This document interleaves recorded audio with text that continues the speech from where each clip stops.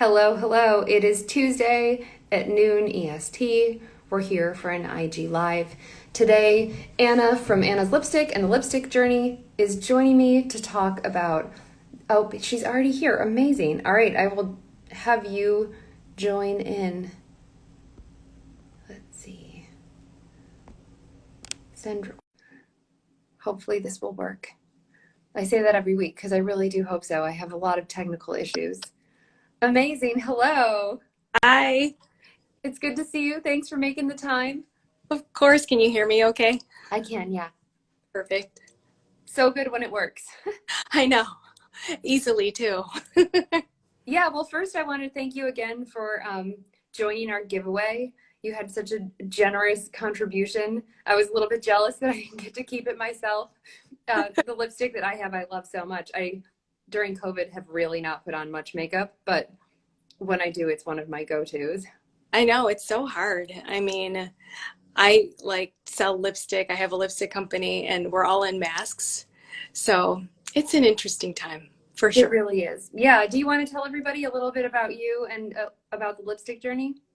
Sure. I was first diagnosed with cancer in 2008, and it was thyroid cancer, which, people are like, oh, they take out the thyroid, you drink radiation, and you're done. However, my journey became more complicated. It was unencapsulated tumor, so it had already spread around my neck. And then I did have surgery and then radiation.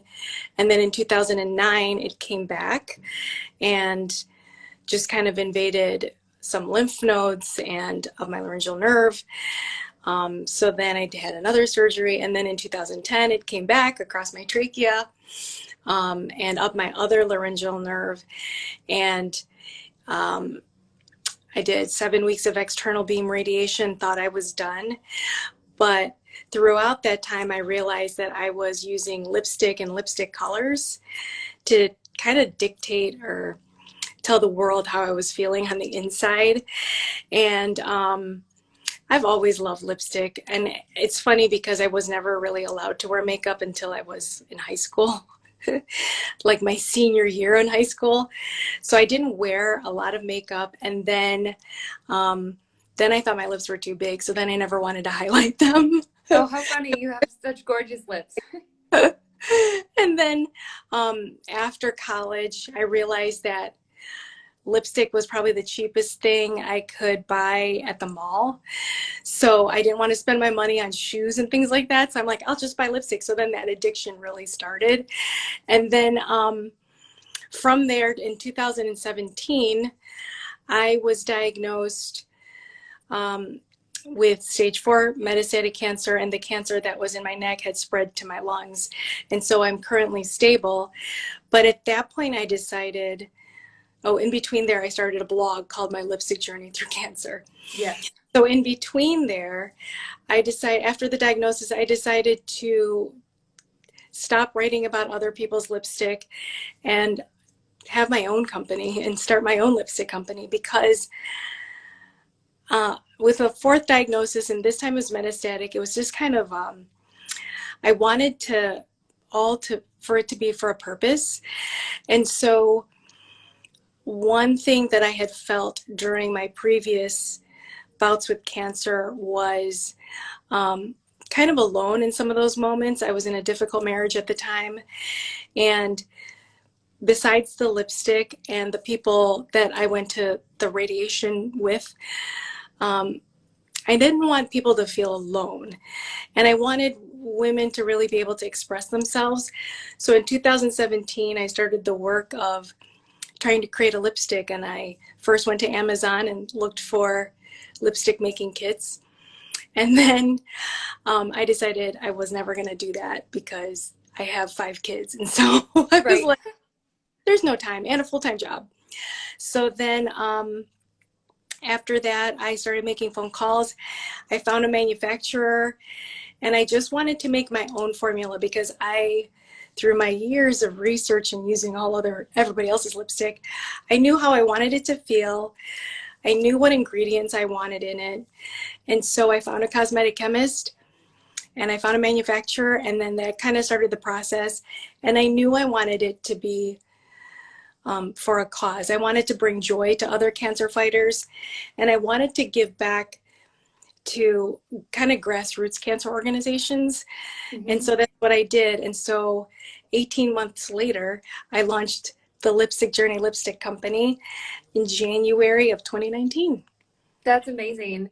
You know, I've read your blog. I followed along. I think um, I had a blog when I had my preventative mastectomy back in 2012, 2013, and it was so hard to find community back then. And I think, um, you know, as you know, breast cancer gets a lot of attention, but I think thyroid cancer is something people don't talk about as much, or they just think it's not as big of a deal. I'm sure that must have been really Right. isolating.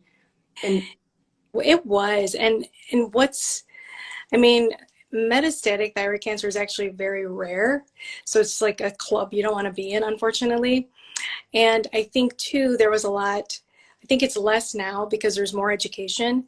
But back then it was like, oh, that's the easy cancer. You're just going to have the surgery. And for most people, that is the case.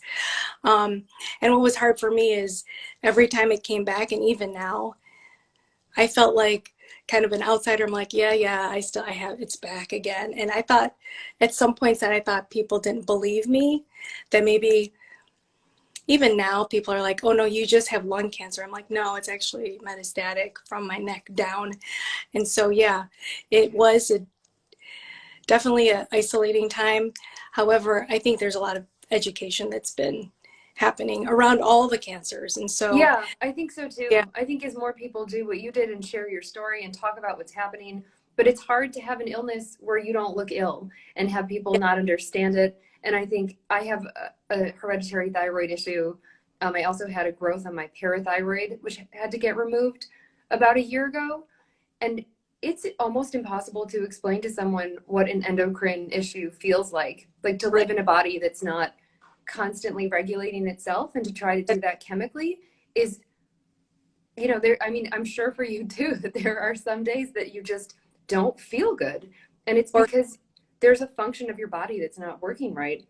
So I think, you know, the more people who talk about it and share, who look healthy and well and explain what's happening and educate people, the better. Because unfortunately, you know, I'm hopeful that in our lifetime cancer will be cured, but yeah, until that happens, there are more and more people who are going to get diagnosed, who are living at different stages, who need different support. And finding those little niche communities via social media or wherever you find them right. is so important. It's true. And there's other consequences. And as you know, I mean, with every surgery, something changes in your body. And we can cover it up, we can act normal, we can look normal, but we know in our heads um, that we just feel different and we are different. And it's not a bad thing, it's just kind of a knowledge thing that people don't understand to that extent. But yeah, and that's kind of why I started the blog in the first place, Mm-hmm. to just kind of explain what was happening inside and maybe some of the struggles that still continue on. So, yeah. Yeah, and I think what you're doing with the lipstick is so smart. Like just being able to do something that's pretty inexpensive that makes you feel a little bit more put together and like yourself. Those little things are such a huge act of self-care when you do them all the time.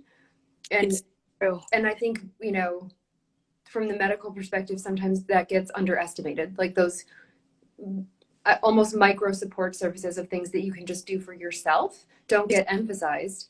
it's true. And that's why, you know, I wore my lipsticks based on my mood or how I wanted to feel. So if I was like on my 10th radiation treatment, I just thought, well, I feel like I'm finally beating this. So I put on the red lipstick. And also with head and neck cancer, external beam radiation, you're bolted down to a table with the mask and Right. a little hole cut out for the mouth and the little eye holes. So the radiation techs would always see what color lipstick I was wearing. And so that was one way that I was fighting internally. I'm like, no, I'm beating this. It's going to be red today. Or I feel terrible. It's going to be this dark raisin color. So they always knew without me even saying a word. And even now it holds true. Um, when I was first diagnosed in 2017, I have this color Playful, which I'm wearing now. And it's Yeah, I love it.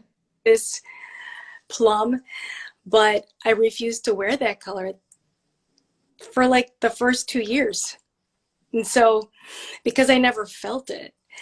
Right. And this is my third year stable. So I wear it all the time because I'm like, yeah, I'm stable. I'm feeling playful. So that's just become my color. Yeah, I think, color theory is such, I used to be a museum curator before I started Brilliantly. And I mean, you wouldn't know from right now, I'm literally wearing like a funny t-shirt. But I think color really is meaningful and it changes our mood. And It's true. I really feel so passionately about arts education and just people being like aesthetically literate because you can make choices about what you're doing on your body or in your space that really change how you feel from day to day. And I think women understand that, from a Yeah. cosmetic perspective. And like, I want my eyes to sparkle or I want my lips to be a bright color, but we don't really apply that understanding of how that makes us feel to in a greater way necessarily. And I think, yeah, it's such a great way for people to like read your mood immediately. It's true. It's true. In Um, fact, that first year or two post diagnosis this last time, I wasn't wearing hardly any lipstick. And at one point, leave it to your parents. But my mom said, are you not feeling well? Are you like sick? I go, well, I have cancer. She goes, well, you just don't look, you need like more color. You're not wearing lipstick anymore. You look sick. So I went, thanks, mom. Yeah, there are some things like moms, And sisters, best friends can say to you, like, yeah, pick up your face. exactly. She's like, you know, if you're trying to still live day to day, you need to kind of put yourself together. And so, but of course now we're in COVID, so it's sweats all the time. And You we're, know, it is, but I think that there are those days I've been trying to like at least get dressed every day and like yeah, there in the very beginning it was sort of like PJs all the time. And then my kids started getting dressed every day and I was like, "Oh right, because even somehow like they recognized that they felt better and I was like, "Okay, yeah, we need to start doing things that feel more normal." yeah, So true. maybe I'll try lipstick because I don't go I mean out in the world, of course, people aren't going to see it with a mask on, but I'm mostly home. So maybe I should start doing that for myself. It might be a little pick me up. Well, I started working out with bright lipstick on. If Oh, I love it. it's just here, you know, in the attic. So I put on the brightest lipstick, which right now is Playful, and I have no other makeup. My hair's in a ponytail because I work out early, and I will just work out because in the mirror I can see myself, and I'm like, yeah, Yeah, looking good. I love energy. that. It's crazy, but it Um, works. yeah, no, I love that so much. So I know that this month you're doing some of the proceeds are going to some organizations that are near and dear to your heart and support breast cancer. Do you want to just fill us in a little bit on that? Sure. So this month is Breast Cancer Awareness Month. And so a friend of mine, Flora, she has a foundation called dynamifoundation.org. And every year they have a big gala called Uncork for the Cure. And unfortunately, this year, everything has to be virtual and it's very, very difficult. So this year, I am donating partial proceeds from the month of October to the Dynami Foundation. So I don't know if you can link them later on I after this. can, yeah. And then I am doing a giveaway collaboration actually right now with House of Shan.